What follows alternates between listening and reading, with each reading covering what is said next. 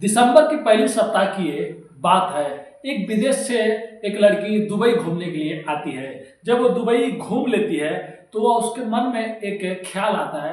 वो सोचती है क्यों नहीं मैं यहाँ की जो कानून व्यवस्था है उसको मैं चेक करूँ। सुनी हूँ कि दुबई बहुत सेफ जगह है, बहुत सेफ देश है। उसके बाद वो अपना एक रिंग और एक सोने का चैन यानी कि गोल्ड निकालकर एक गाड़ी के बोनट पे रख देती है और रखने के बाद वो गाड़ी के पीछे जाके छुप जाती है और अपना कैमरा चालू कर देती है।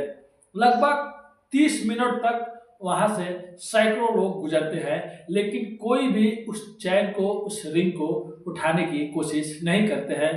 और माना जाता है कि उनकी कीमत कम से कम 12 या 15 लाख के करीब में होगा। और जो भी जाता था उसकी नज़र उस पर जरूर पड़ती थी, वो लोग देखते भी थे, लेकिन कोई भी उसको उठाता नहीं था। उसके बाद लड़की उठती है, अपना सामान लेती है और उस वीडियो को सोशल मीडिया पे अपलोड कर देती है। अब जिसने जिसने भी ये वीडियो देखा उस देश की कानून की वो सराहना करने लगते हैं और वो लोग बताते हैं कि वहाँ की कानून सबसे अलग होता है और वहाँ पे लोग गलती करने से भी डरते हैं। अगर जिसने गलत किया या गलत करने की कोशिश की उसको सजा भी मिलती है। तो चलिए ऐसे ही एक शख्स की कहानी आप लोग को मैं सुनाने जा रहा हूं, जो उत्तर प्रदेश का एक लड़का है जिसे सऊदीया अरब में सजाए मौत की सजा सुना दी गई है। तो चलिए पूरी कहानी को बताएंगे इस कहानी के माध्यम से, इस वीडियो के माध्यम से। उससे पहले आप लोग से रिक्वेस्ट करते हैं, अगर आप हमारे चैनल पर नए हैं तो चैनल को सब्सक्राइब, लाइक, शेयर, कमेंट करना मत भूलिएगा। आज की जो सच्ची घटना मैं आप लोग को सुनाने जा रहा हूँ, ये घटना सऊदी अरब से शुरू होती है। सऊदी अरब के विदेश मंत्रालय में एक लेटर लिखा जाता है और लेटर लिखने के बाद उस पर जितने भी बड़े अधिकारी रहते हैं उनके हस्ताक्षर किए जाते हैं। उसके बाद वो वहां से निकलता है और इंडिया एम्बेसी पहुंच जाता है। और इंडिया एम्बेसी जब जाता है तो वहाँ के जब अधिकारी लोग उस लेटर को देखते हैं तो जल्द से जल्द उसको इंडिया भारत मंत्रालय यानी कि दिल्ली में भेज दिया जाता है कि इसको देर नहीं किया जाए, जहां इसको जाना है वहां पर इस लेटर को जल्द से जल्द पहुंचाया जाए। अब वो जब दिल्ली आता है तो दिल्ली से फटाफट उसको मेरठ के जिला अधिकारी को लेटर पहुंच जाता है और जब मेरठ के जिला अधिकारी उस लेटर को पढ़ते हैं तो तुरंत वो मेरठ के एसपी को भेजते हैं और वो कहते हैं कि जल्दी से जल्दी इसे जहाँ पे जाना है वहाँ पे इसको पहुँचाओ। अब जो एसपी होते हैं वो एसएचओ को, मंडाली एसएचओ थाना अध्यक्ष जिनका नाम सौम्या रहता है, उनको निर्देश देते हैं और बोलते हैं जल्दी से जल्दी ये जिस गांव में जहाँ का ये जगह है वहाँ पे इस लेटर को पहुँचाया जाए। अब एक गांव होता है जिसका नाम रछौटी रहता है, वहाँ पे इनका पता रहता है और उसी गांव में इस लेटर को देना रहता है।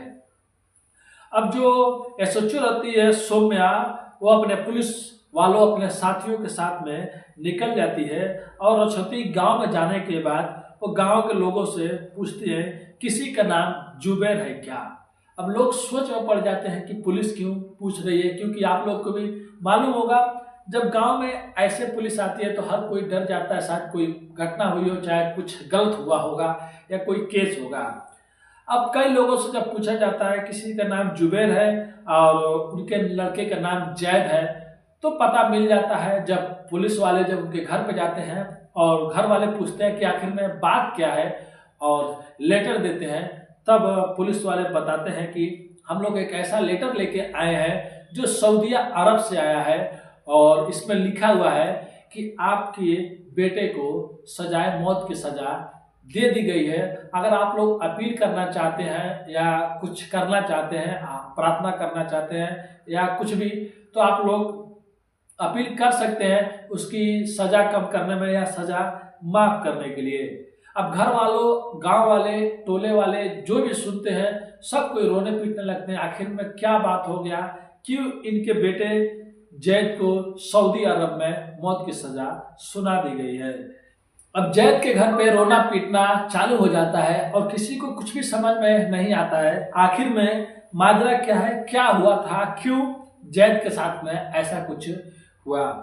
अब पुलिस वाले और जितने भी जानने वाले रहते हैं, जो भी बड़े बड़े अधिकारी या जो सऊदी अरब के रहने हैं, तो वो लोग पूछते हैं, तो जैद के पिता जुबैर बताते हैं कि हमारे 7 पुत्र और 2 पुत्रियां हैं, मतलब 7 लड़के और 2 लड़कियां हैं, जिनमें से दूसरा नंबर जैद है और उनके कुल 3 लड़के सऊदी अरब में नौकरी करते हैं। और ज्यादातर लोग जो इंडिया के रहने वाले हैं वो सऊदी अरब में यूपी के, बिहार के जो है वो ड्राइवरी का काम करते हैं। वो बताते हैं कि 2018 में सऊदी अरब जैद गया था। वहां पे जाने के बाद एक कंपनी में वो काम करता था और कंपनी में काम करते करते उसको वहाँ पे सैलरी कम मिलता था और वेतन भी टाइम से मिलता नहीं था। फिर जैद को समझ में नहीं आ रहा था कि मैं करूँ तो क्या करूँ और कैसे काम करूँ, यहाँ पे तो पैसे भी नहीं बच रहे हैं। फिर जैद उस कंपनी को छोड़कर दूसरी कंपनी को पकड़ लेता है और जब जैद दूसरी कंपनी को पकड़ लेता है तो उसमें उसकी अच्छी कमाई होने लगती है, सैलरी भी अच्छी खासी मिलने लगती है। अब जैद घर पे भी पैसे भेजने लगता है। लेकिन इसी बीच जैद का एक दिन गाड़ी का एक्सीडेंट हो जाता है और एक्सीडेंट होने के बाद जो उसका मालिक रहता है वो जैद पे मुकदमा कर देता है कि मेरी गाड़ी का हर्जाना और पैसे चाहिए। और इंडिया जैसा वहाँ पे नहीं है, वहाँ पे जो कम से कम कीमत का भी गाड़ी आता है वो 20-25 लाख से कम नहीं आता है। और महंगी तो गाड़ियाँ बहुत हो गई जो रोड पे चलती है, जिससे बड़े बड़े लोग चलते हैं, वो 1-1 2-2 करोड़ की, वहाँ की गाड़ियाँ थोड़ा ज़्यादा पैसे की आती है। अब जैद करते तो क्या करता, जैद वहाँ से निकल जाता है और निकलने के बाद एक दिन जैद से एक पुलिस वाले का मुलाकात हो जाता है और पुलिस वाला फरिश्ता बन के जैद की जिंदगी में आता है और जैद से बोलता है, अगर तुम चाहते हो तो मेरे साथ में तुम काम करो और मेरे घर में बच्चे हैं उन लोगों को ला के स्कूल छोड़ो, मेरा गाड़ी चलाओ, मैं तुमको टाइम टू टाइम सैलरी दूंगा और तुमको अच्छे से रखूंगा। अब जैद भी बहुत खुश हो जाता है और जैद उसके पास काम करने लगता है। लेकिन एक दिन जब जैद जा रहा होता है कार लेकर, तब किसी ने मुखबरी कर दी और पुलिस वाले आ जाते हैं और जैद को चारों ओर से घेर लेते हैं।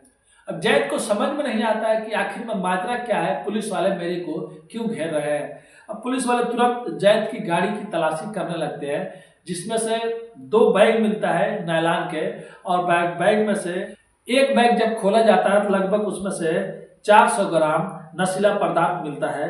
फिर एक दूसरे बैग में जब खोला जाता है तो उसमें भी 305 ग्राम नशीला पदार्थ मिलता है, यानी कि कुल मिला के 705 ग्राम नशीला पदार्थ पुलिस को बरामद होती है। जिस गाड़ी को जैद चला रहा होता है उसी की गाड़ी में से वो बरामद होता है। अब इंडिया जैसे सेम वहाँ पे भी है, अगर किसी को पुलिस गिरफ्तार करती है तो उसको निचली अदालत, फिर ऊपरी अदालत, फिर उससे बड़ी अदालत उसमें लेके जाती है। वहाँ पे भी जज लोग बैठते हैं और वकील सुनवाई करते हैं, पैरवी करते हैं कि आखिर में पूरा पुख्ता सबूत चाहिए, फिर किसी को सजा सुनाया जाता है। अब जैद को जब गिरफ्तार वो लोग करते हैं तो पता चलता है कि उसके साथी भी एक है जो उसके साथ में काम करता है, तो निकलता है वो पाकिस्तानी। अब इन दोनों को पुलिस गिरफ्तार करके 15 जनवरी 2023 को इनको जेल में भेज देती है, यानी कि जेल में डाल देती है। और जेल में डालने के बाद इनसे पूछताछ होने लगती है और पूछताछ होते होते ये लोग एक दिन अपना जुर्म भी कबूल कर लेते हैं और बताते हैं कि हाँ हम ही लोग ये सब काम किए हैं। और अपना जुर्म जब कबूल कर लेते हैं तो सऊदी गवर्नमेंट, सऊदी की सरकार, जब ये लोग अपना जुर्म कबूल कर लेते हैं कि हाँ ये हमने किया है, फिर वहाँ की जो सरकार है, जो वहाँ के जज लोग हैं, फिर कोर्ट इनको अदालत सजाए मौत की सजा देती है। फिर सजाए मौत सजा होने के बाद फिर से एक लेटर जारी होता है कि शायद घर वाले अपील करें या कुछ अलग से कुछ करें, या घर वालों को कुछ भी मालूम ही नहीं रहता है। फिर घर पे वहाँ से एक लेटर आता है। जब घर पे लेटर आ जाता है और लेटर आने के बाद फिर घर पे एक लेटर आता है, और जब घर पे लेटर आता है तो जैद के पूरे परिवार यानी कि जुबैर जो उनके पिता होते हैं, पूरे घर में रोना धोना हो जाता है। पूरे गांव के लोग उदास हो जाते हैं। कैसे एक गांव का लाडला बेटा जो ईमानदारी से काम करता था, अब वहाँ पे क्या हुआ किसी को कुछ पता नहीं, क्योंकि वो दूसरा देश है, वहाँ का कानून भी अलग है। अगर कोई गलती करेगा, अगर वो साबित हो गया तो वो लोग जो चाहेंगे उसके साथ वो कर सकते हैं। तब वो लोग उन लोगों की मर्जी है, उन लोगों ने लेटर भेजा है। अब जितना हो सकता है हेल्प के लिए सब लोग आगे आ रहे हैं, जो जानकार हैं, जो जानने वाले हैं। अब जो जुबैर हैं वो अपील करेंगे, और नरेंद्र मोदी जी हो गए और हमारे योगी जी हो गए और जितने भी बड़े बड़े अधिकारी हो गए, अगर ये लोग चाहेंगे तो कहीं से भी किसी को भी ला सकते हैं, क्योंकि हमारे प्राइम मिनिस्टर जो हमारे मोदी जी हैं वो नामुमकिन को भी मुमकिन कर सकते हैं। तब देखिए जैद की भी जिंदगी में क्या होता है, क्या जैद इंडिया वापस आएगा या जैद को वहीं पे सजाए मौत की सजा दे दी जाएगी या कुछ अलग हो जाएगा। तो जो भी है, अब जो भी होगा अब देखते हैं क्या होगा। लेकिन कहीं ना कहीं उसमें उस पुलिस वाले का भी शायद हाथ हुआ होगा, क्योंकि जैद तो उस पुलिस वाले का कार चला रहा था। अब वहाँ पे क्या हुआ कुछ भी ज़्यादा मालूम नहीं, जानकारी नहीं है। लेकिन अभी पूरा परिवार और घर वाले और गांव वाले पूरे शौक में डूबे हुए हैं, किसी भी उनका बेटा, उनका गांव का बेटा घर वापस आ जाए, अपना इंडिया वापस आ जाए। और एक आंकड़े के मुताबिक 2024 में कुल 2014 लोगों की सऊदी अरब में सजाए मौत की सजा दी गई है, जिसमें से 101 विदेशी हैं और 21 पाकिस्तानी हैं और 1 या 2 लोग 3 लोग इंडियन हैं, जिसमें से जैद भी शामिल है। और इसमें ज़्यादातर लोग काला जादू, रेप, मर्डर, ठगी ऐसे कुछ मतलब किए हैं, उन्हीं लोग को है। अब 2023 के आंकड़े में और 2022 के आंकड़े में इस बार 3 गुना 4 गुना ज़्यादा इस बार मतलब लोग उसमें फंसे हुए हैं, क्योंकि 2023 के आंकड़े में कुल 34 लोगों को मौत की सजा दी गई थी। 2023 में भी 22 में भी शायद 34 लोगों की हो गई थी, लेकिन 2024 में आंकड़े बढ़ के कई गुना ज़्यादा हो गए हैं। तब जो भी होगा जैद के लिए अच्छा हो, और हमारे प्राइम मिनिस्टर जो है, हमारे योगी जी जो है, अगर ये लोग मदद करेंगे, आगे आएंगे तो जैद भी वापस आ जाएगा। तो जितने भी लोग हैं वो लोग मदद करें और अपील का जो लेटर आया है उसको अच्छे से भरें, उसको सबमिट करें, और जो भी जानकार लोग हैं वो जैद के परिवार जुबैर को सलाह दें, जिससे जो भी हो अच्छा हो, वो बेचारा इंडिया वापस आ जाए। लेकिन अगर उसने सच में गुनाह किया है, कुछ गलत किया है, तो उसका फैसला अब जो भी होगा सामने आएगा तो पता ही चलेगा। तो ये कहानी सुनाने का उद्देश्य किसी का भी दिल दुखाना नहीं है, बस लोगों को जागरूक करना है और सचेत करना है। अगर बोलने में कुछ गलती हो जाए तो अपने भाई को माफ़ कर दीजिएगा, क्योंकि मैं भी बहुत मेहनत करता हूँ और बहुत मेहनत करता हूँ वीडियो बनाने के लिए। तो मिलते हैं फिर से कुछ नई कहानियों के साथ, कुछ सच्ची कहानियों के साथ। अभी के लिए अलविदा लेते हैं, धन्यवाद।